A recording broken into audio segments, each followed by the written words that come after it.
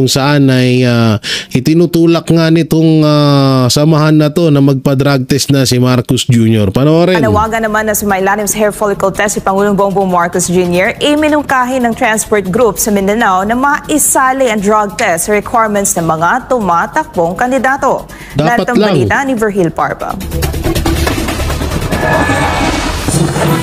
Dapat maisama sa requirement ng mga tumatakbong kandidato para sa posisyon ng gobyerno ang drug test.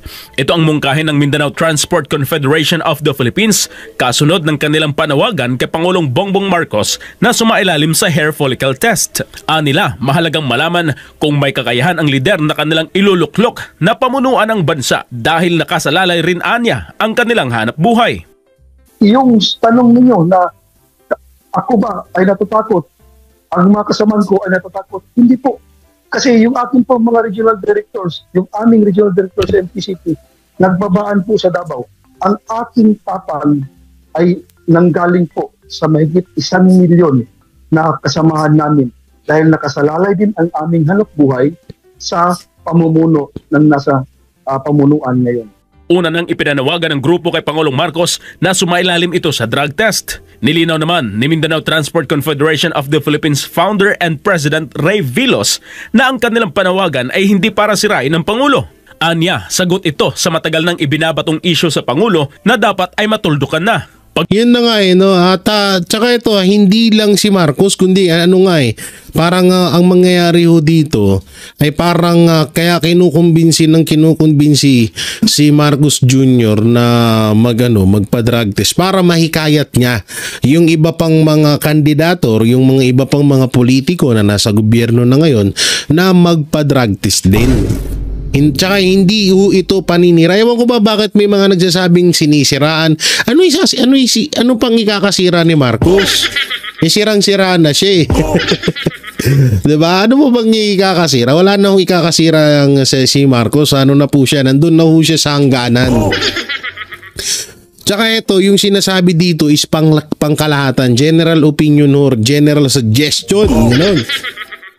Pangkalahatan po kasi napakaganda nga ho nito talagang nitong batas na to na maipasa sana at sundin sana ng mga kandidato na bago kayo tumakbo magpa-drug test muna kayo para in case na mamaya kasi baka mamaya addict ka, isa ka sa mga drug lord pala tapos magpapanggap ka na anti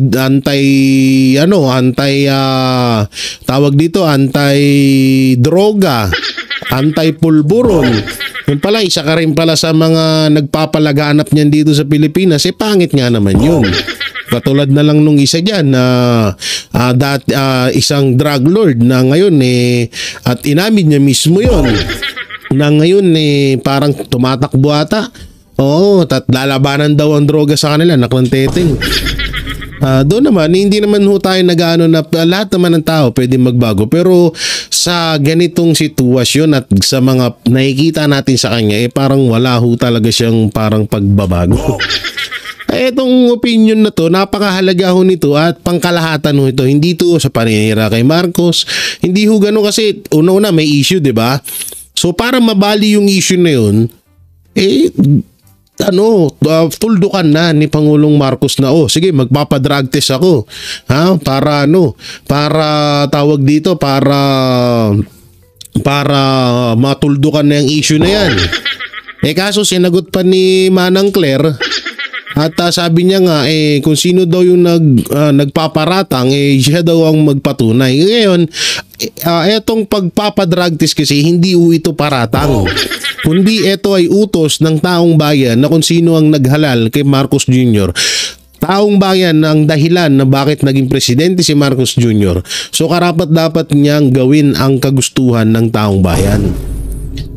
Hindi ho yun paratang. Tsaka yung sinasabi ni Manang Claire na parang paratang, alam nyo, yung magpapatotoo kasi kung sino nagparatang, una hindi mapapatotohanan yan kung hindi magpapadrug test si Marcos Jr. Pag nagpa-drug test siya, di lalabas din katotohanan na hindi talaga siya adik. So ngayon, mababalik yun kay Pangulong Duterte Na kasi si Pangulong Duterte, 'di ba? May sinabi si Pangulong Duterte dati noon na addict nga tong si Marcos, pero tanggi ng tanggi si Marcos. So kapag nagpa-drug test siya at kapag kapag yun ay negatibo, di mali si Pangulong Duterte sa mga binibintang niya kay Marcos Jr. So yun lang, napakadali lang talaga. Hindi ko lang alam kung bakit hirap na hirap si Marcos. Nakapiranggot lang naman yung buhok na tatanggalin sa kanya. So hindi naman siya kakalbuin. Hindi naman siya tatanggalan ng balat. Mas masakit pa nga pag nagpakuha ka ng dugo. O nga pala, speaking of dugo, 'di ba nakaraan na balita na hospital si Marcos Jr. Paano kaya kung ipa-check yung dugo na kinukuha? Yaman na. Patuloy natin to. Pagkakataon din anya ito ni Marcos na pabulaanan na hindi siya gumagamit ng illegal na droga. Tama. Sa kabilang banda, may babala naman ang grupo sakaling hindi tumugon ang Pangulo sa kanilang panawagan.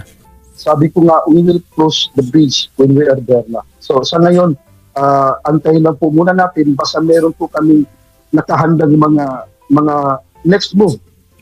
Base nga doon sa press conference kahapon, anong isang araw ay talagang naka-ready na yung mga susunod naming mga movement if may maramdaman kami na hindi pagtugon ng ating mahal na Pangulo. Para sa Diyos at Pero etong tao na to is karapatan niya ho yan dahil isa ho siya sa mga bumoto kay Marcos Jr. So karapatan ho nila na mag-request sa Pangulo na dapat gawin din ng Pangulo, no? At buong Pilipinas naman ang nagre-request niyan. Hindi lang tong grupo na tong ni pangkalahatan. Ewan ko lang bakit ayaw gawin. Hindi natin alam bakit nga ba ayaw gawin, bakit nga ba ganon. So eto, panoorin naman ho natin tong isang video. Ano to? Bibi Sara pag lihis ay ito isa pa to. Ito ang tunay talaga ding na mga nangyayari sa bansang Pilipinas. So ito alam naman natin na ito talaga ang ginagawa nila para alam mo na magkaya yung issue, BICAM, flood control, GSIS, SSS, PhilHealth, Marlikapan. Lahat ng issue, ito yung kanilang pantabon. So panoorin mo natin. Taktika lang daw ng Marcos Jr. Administration ang issue ng pagpapatalsi kay Vice President Sara Duterte, sabi ng isang kandidato sa lalawigan ng Albay. Ayaw anya ng gobyerno na mapansin ng publiko ang mga totoong nangyayari sa lipunan ngayon tulad ng talamak pa rin korupsyon sa pondo ng bayan. Alamin natin ang buong detalye sa report ni Paul Montibon.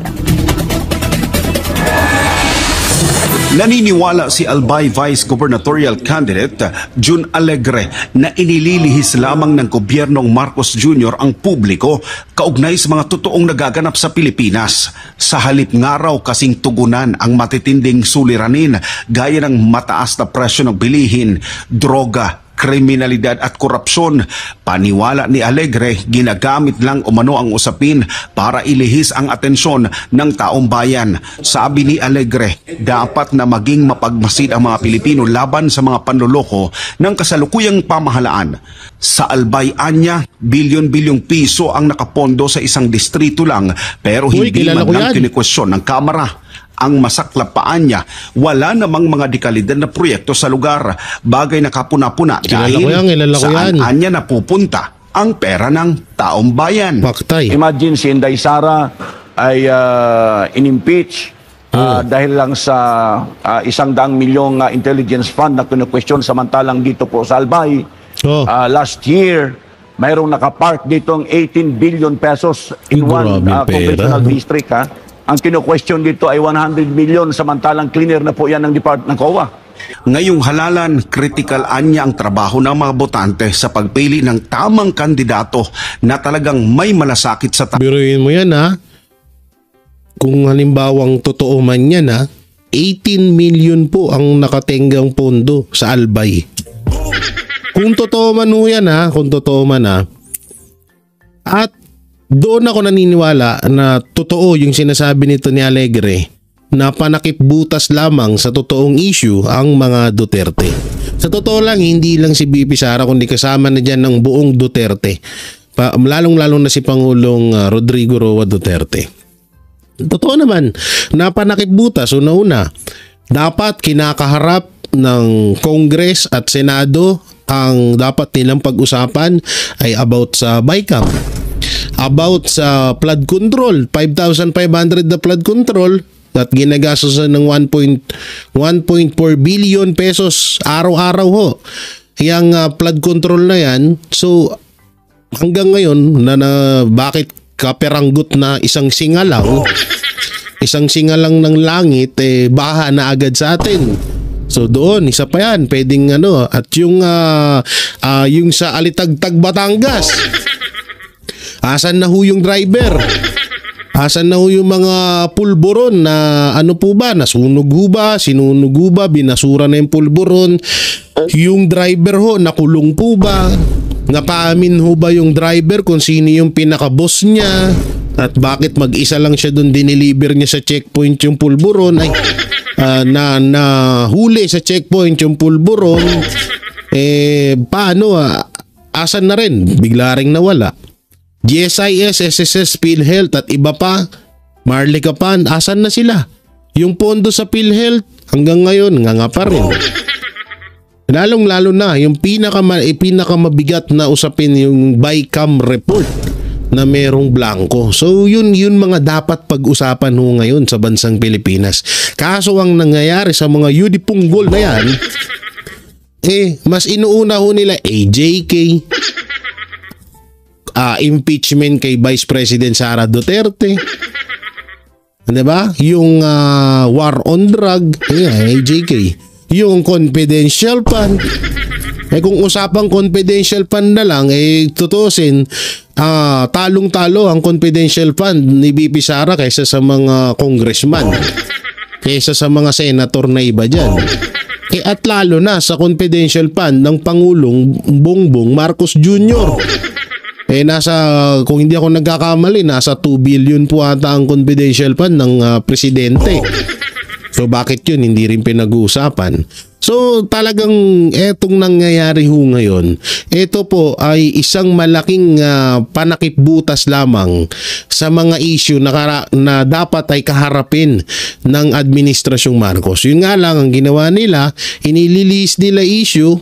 So matatawag na diversional tactic para sa mga Duterte mag-focus ang taong bayan. Kaso nga lang ang pinakamaganda ho ngayon na nangyayari ay matalino na ang mga Pilipino. Hindi na sila nagpapauto sa anumang palabas na ginagawa ng gobyerno. Hindi na sila nagpapauto na issue ganito, issue ganyan. Sa lahat na ang kinaganda lang talaga sa lahat ng ginawa sa mga paninira sa mga Duterte, ay tawag dito, maganda ho ang kinakahinatnan at kinakalabasan at mas lalong minamahal ng taong bayan ng mga Duterte dahil sa ginagawa ng Administrasyong Marcos. O katulad na lang, bigyan ko kayo ng sample. Ginawa nila kay Pastor Apollo Siki Buloy.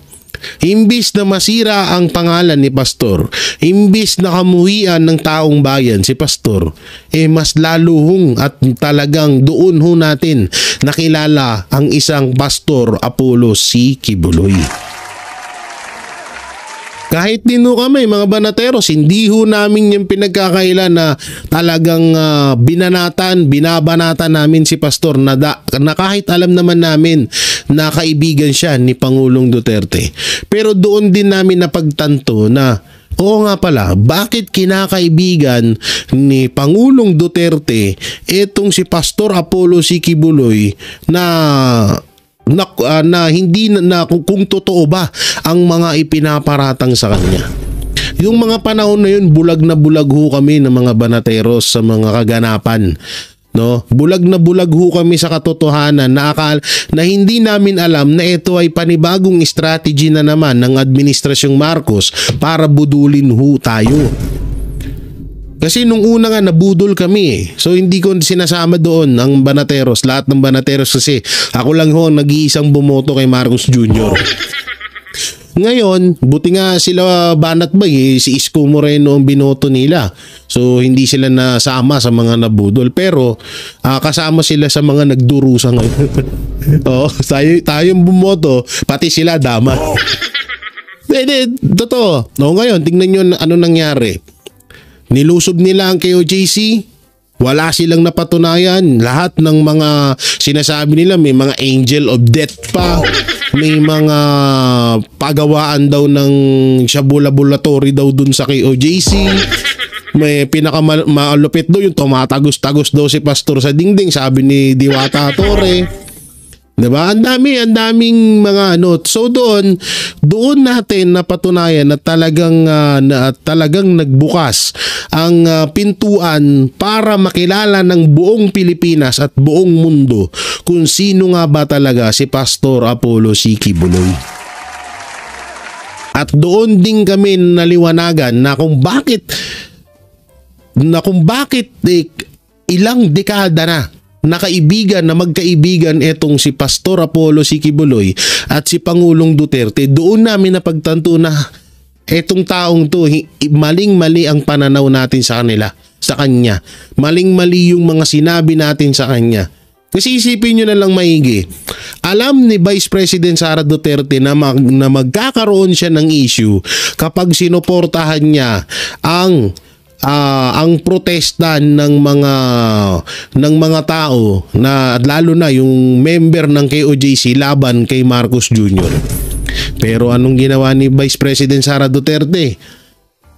Pumunta siya sa rally, nabati ko si Vice President, walang pakialam si Vice President Sara Duterte.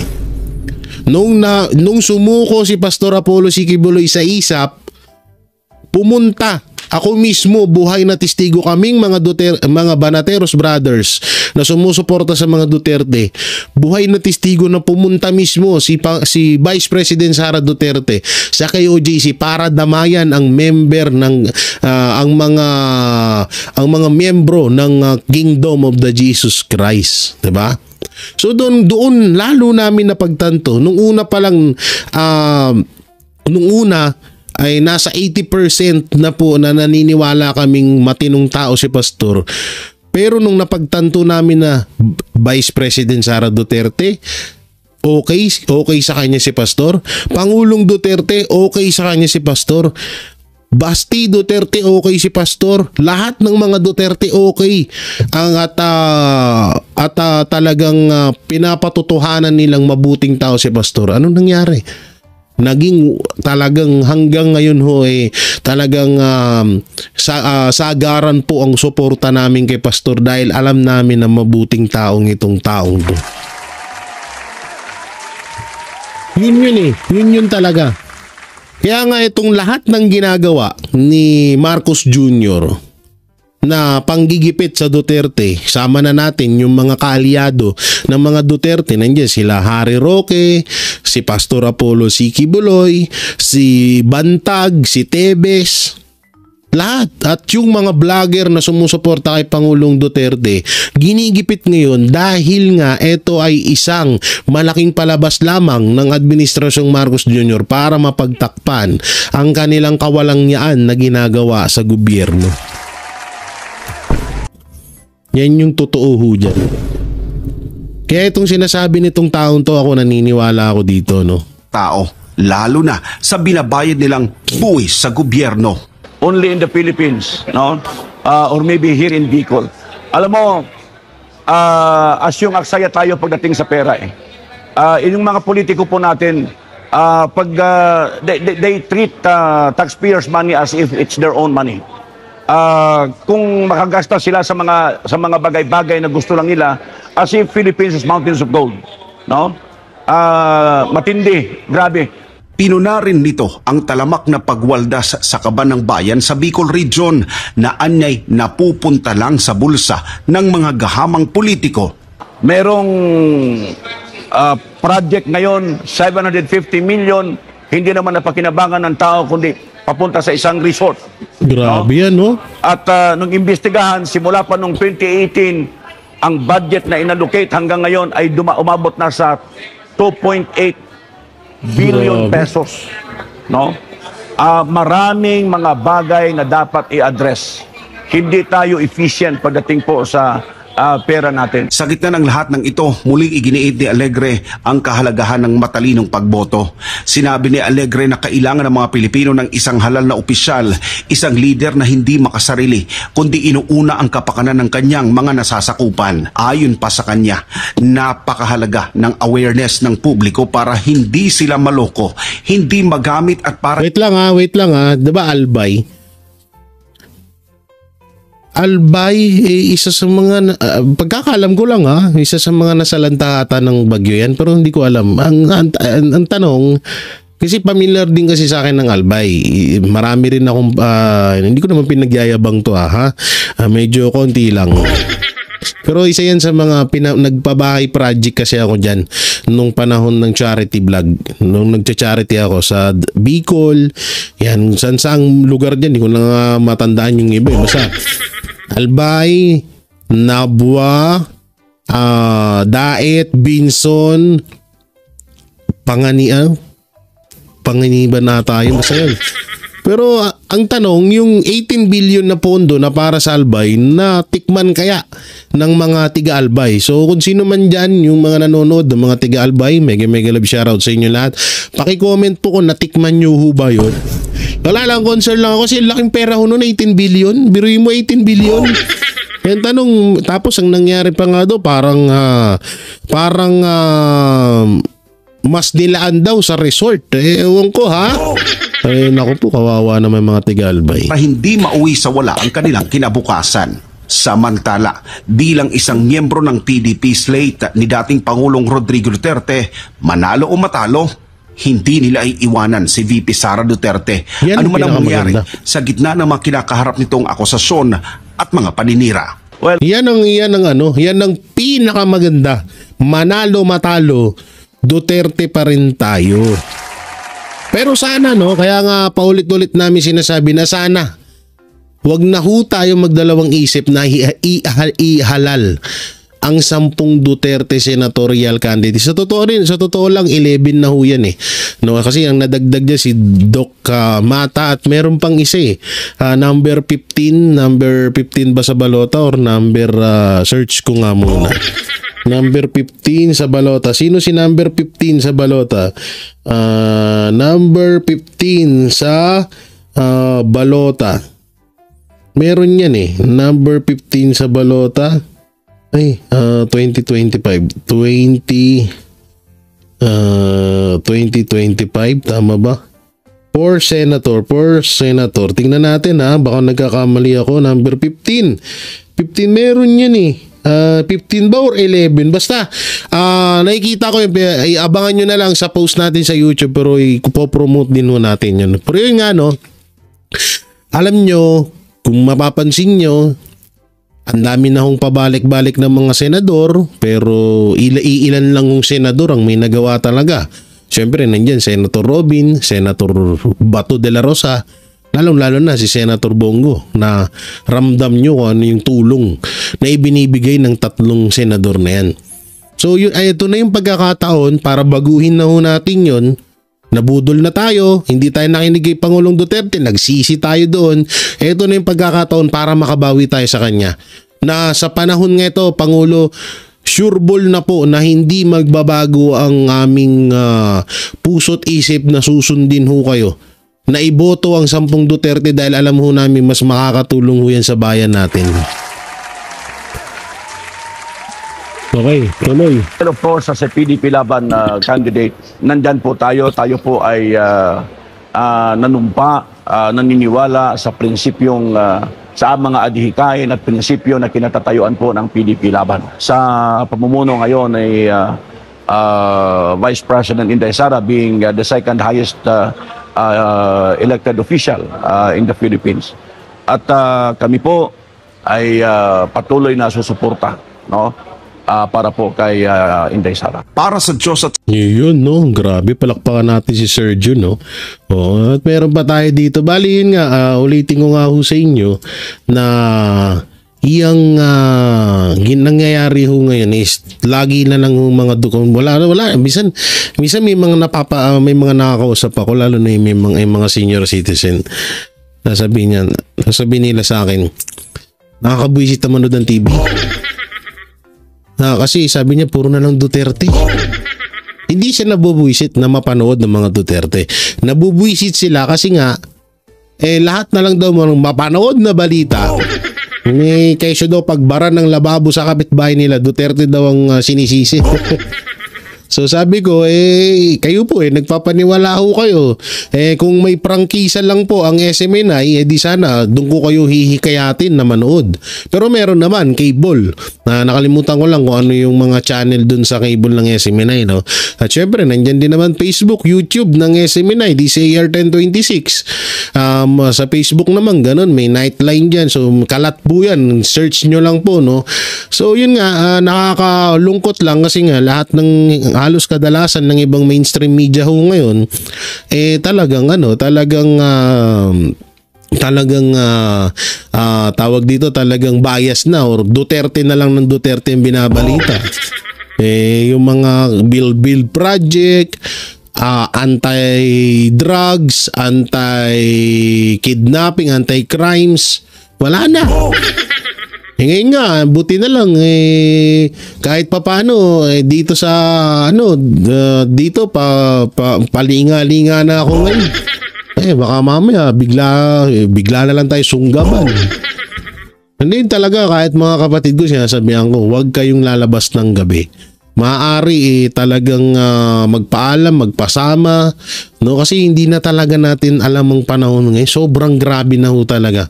Ang pinakamasakit pa dito, pinagmumukha tayong tanga ng lalong-lalo na yung tigapagsalita ng palasyo na kesyo mababa daw ang krimen, mababa daw ang wala na daw nangyayaring gulo dito sa Pilipinas. Samantalang tayo, kaliwat kanan napapanood natin sa mainstream, sa social media na patay dito, patay doon, droga dito, droga doon, pati bata nagdodroga, nakunteteng. Parang ginagawa tayong tanga kasi nga parang alam nila, ibalita natin to, kasi tanga naman mga Pilipino. Hindi naman nila maniniwala sila sa katangahan na ibabalita natin. Katulad na lang yan, di ba? Ito pa, isa sa pinakamalaga, mga OFW, hero abroad, hero. Sila po yung mga buhay na bayani na unti-unti na rin hindi pinapahalagahan ngayon. Marami yung mga Pilipino na nagkakaroon ng kaso sa ibang bansa at maraming inaabusong mga Pilipino na mga OFW sa iba't ibang bansa na hindi na rin halos iniintindi ng gobyerno. Ultimo ang Pangulong Duterte na maganda ginawa sa Pilipinas, ibinigay sa dayuhan.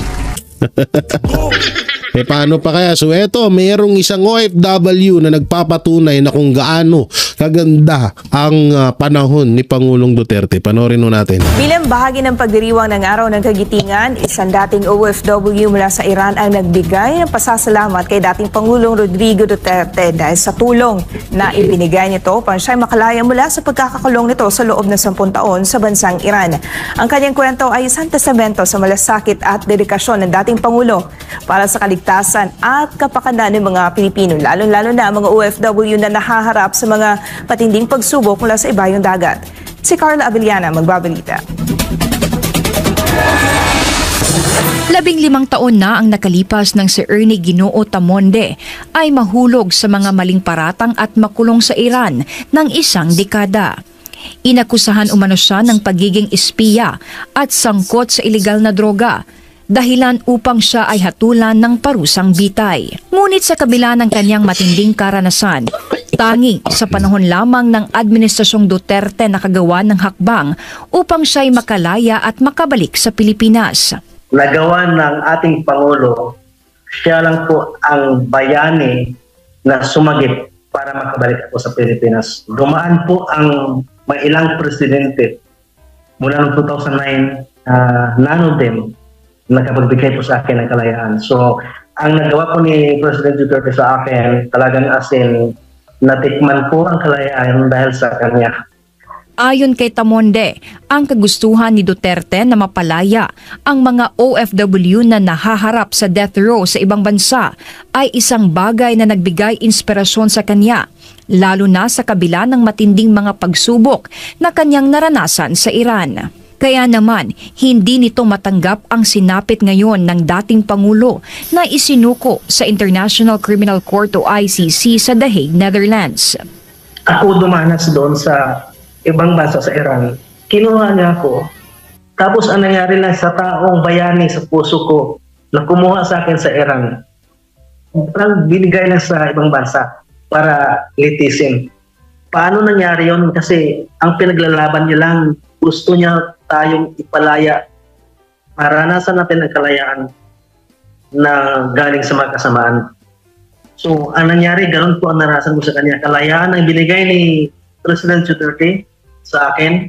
Tapos ngayon, kinuha lang siya doon. Sa kanyang librong ginawa, itinuturing niyang isang red diamond si Duterte bilang simbolo ng kabayanihan at walang kapantay na malasakit sa mga Pilipino. Ang buhay ng ating Pangulo, parang diamond yan eh. Pero sa gitna ng kahalagahan niya sa puso ng ating mga kababayan, sa puso mo, sa puso ko, parang hininging madugo. Kaya ang red diamond, alam nyo, totoo yun ha. Totoo yung sinabi ni Kuya. Yun yung pinakamasakit talaga eh. Kaya hindi rin masisisi ho ng gobyerno kung bakit sobrang nagagalit ang mga tao ngayon. Excuse me.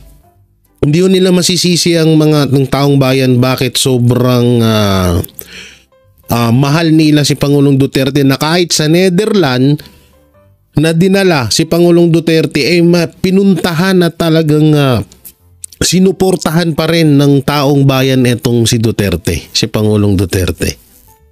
Sabi ko nga sa inyo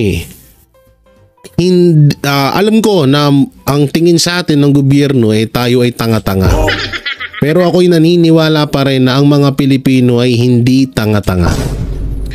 Alam nila na maganda, maayos, tahimik, may malasakit at tapang ang ginawa or ang isang Pangulong Duterte nung panahon na nanunungkulan siya bilang presidente ng Pilipinas. Na yun yung talagang pinangahawakan ng buong Pilipino ngayon. Kung etong si Pangulong Duterte ay naging masama, kung eto si Pangulong Duterte ay isang abusado sa kanyang kapangyarihan, wala tayong makikita. Wala tayong makikita. Bakit? Eto na lang Sample. Iglesia ni Cristo at eto, KOJC, lahat ng mga Pilipino, Davao, Mindanao, Muslim. Bakit nung ginipit ang mga Duterte, nagkaisa sila para ipakita at ipadama sa mga Duterte yung suporta nila? Bakit?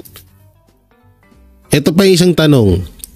Bakit kung halimbawa na totoo ang sinasabi ng mga dilawang tain ng mga vlogger, mga pulangaw kung tawagin, na ginagawa daw kampanya or sinisiraan daw si Pangulong Marcos? Ito na lang Bakit ni minsan hindi natin mapanood? Wala tayong makita kahit man lang sana na umabot ng 100K na tao. O sabihin na natin kalahating milyon, kahit kalahating milyon na lang. Kalahating milyon na tiga-suporta ni Marcos na ipaglaban si Marcos Jr. para, yan katulad yan, yung hair follicle test. Bakit walang ganun? Yun yung isa sa nalilito ako ngayon. Kasi ito lang birthday ni Pangulong Duterte, ilang milyon ang talagang nagpakita ng suporta sa iba't ibang panig ng mundo. Partida, iba't ibang panig ng mundo pa yun Bakit nung sinasabihang adik si Marcos Jr., sinasabihan na magpa-drug test si Marcos Jr., magpa-hair follicle test, bakit wala man lang sumuporta or nagtanggol kay Pangulong Marcos Jr.? Wala man lang nag-rally. Meron nag-rally, guro mga 100 na tao. Meron nagtatanggol sa Congress. Mga kapwa politiko din na nakikinabang or pinapakinabangan ng Administrasyong Marcos Jr. Ang tinutukoy ko ay sana makakita tayo ng suporta ng taong bayan na katulad ng suporta na ipinapakita kay Pangulong Duterte. Kung totoo man na maayos ang administrasyong Duterte, ang administrasyong Marcos, sorry. Pero bakit wala tayong makita? Kasi nga, hindi tanga ang mga Pilipino, alam nila kung sino gumagawa ng mali at sino gumagawa ng tama. Kaya ito, tingnan nyo, itong OFW na to, tingnan nyo, alam niya kung sino yung gumagawa ng tama. Kahit kayo, ng mga hero abroad na nanonood sa mga video namin ng Banateros at sa mga senior citizens sa lahat, alam nyo Bakit nyo? Bakit ko sinusuportahan si Duterte? Bakit ko sinusuportahan ang hadikain ng mga Duterte? Kasi maayos. Maayos yung hadikain nila para sa Pilipinas, kaya doon ko sila sinusuportahan. Ganon din ang nakita ko kay Pastor Apollo Sikibuloy. Nakita ko na maayos at magiging maayos ang sistema ng Pilipinas kapag sila na yung namuno. Kasi yun yung hangarin nila at talagang may ebidensya silang ipinapakita. Unang-una, may ebidensya na si Pastor. May ebidensya na ang mga Duterte kung gaano sila kahusay mamuno sa isang bansa. So, kailangan sila sinusuportahan. So, ganun din. Ay itong lahat ng mga Pilipino, bakit ganun na lang sila magalit? Bakit ganun na lang sila sumuporta sa mga Duterte? Kasi nga, maganda ang pinakita ng mga Duterte dito sa Pilipinas. Bakit walang sumusuporta kay Marcos? Bakit lahat ng tao galit? Kasi nga walang ginawang tama sa Pilipinas. Yun Diba? Yun ngayon, eto na tayo. Dito na tayo. Speaking of Judas sa kampo ng Duterte. Eto, panoorin ho natin. Nasaan na yung video na yun? Ilang taon na po kayong nag-vlog? Since 2014. Ay! 14, that's about 11 years. Confirm Meron akong ipapakitang litratong ito sa screen. Pakisagot lang pakisabi lang kung ito po ang sinasabi po ninyo. Ayan So alam ko naman na panood nyo na to. Alam ko naman nakilala nyo siya. Ngayon, eto yan. Ilang beses na namin sinasabi ng Banateros Brothers na huwag tayo basta-basta magtitiwala porket nagpapakita lang ng suporta sa mga Duterte. Kami, aminado kami, ganun din kami. Nagpapakita kami ng suporta pero kami ay subok na. Nakaharap na namin ang mga Duterte ilang beses na. Si Bay pa lang, kay Banat Bay pa lang. So sa totoo lang, wala na tayong kailangang diskusyonan mapatungkol sa Banateros Brothers. Hindi ko naman sinasabihan yung ibang vlogger na huwag kayo magtiwala sa kanilang tiwala. Kahit paano ang sinasabi ko ay huwag tayo magbuhos. Kahit sa amin, huwag din kayong magbuhos ng tiwala. Diba? Para patas na lahat, para wala na kayong masabi. Di tingnan mo to. Isa to sa mga nagtatanggol sa mga Duterte. Pero anong nangyari? Ba't siya naging ganyan? Alam nyo na kung anong kasunod? Dahil sa... Ang sabi? Dahil sa... comment nyo dyan sa baba. Dahil sa... okay, tuloy natin yung video. Yung dinner na nangyari. Meron pang isa Yes yan, po, Mr. Chair. Oy, dalawa sila. Meron papakitang isa pa. Sinabi mo sa iyong affidavit, Pebbles, na uusapan sa dinner na yun na may larawan o picture si Attorney Harry Roque na di umano nagpapakita na gumagamit ng cocaine si PBBM. Sigurado ka ba dyan? Sa iyong obserbasyon, Pebbles, sino ang nangunguna sa diskusyon noong oras po na yun? Mr. Chair, si Attorney Harry Roque po. Dito rin sa iyong affidavit, Pebbles, may binanggit din ni Attorney Roque na sinabi niya na kaya niyang magpabagsak ng gobyerno. Tama rin po ba ang pagkabasa ko dito sa affidavit po ninyo? Yes po, Mr. Chair. Ang exactly sinabi... So, Senator, hindi na natin panoorin to. Mas maganda pa panoorin nyo isa. Pero dito masasabi ko sa inyo, Nakakabobo lang kasi nga, ang usapan dito is about fake news. So paano napagtanto ni Akop at ng Congress ng 101% na hindi nagpe-fake news tong baklitang to? Paano ba tawagin mga baklang matatanda na? Pero ayan na natin, no? Totoo, paano niya napatunayan?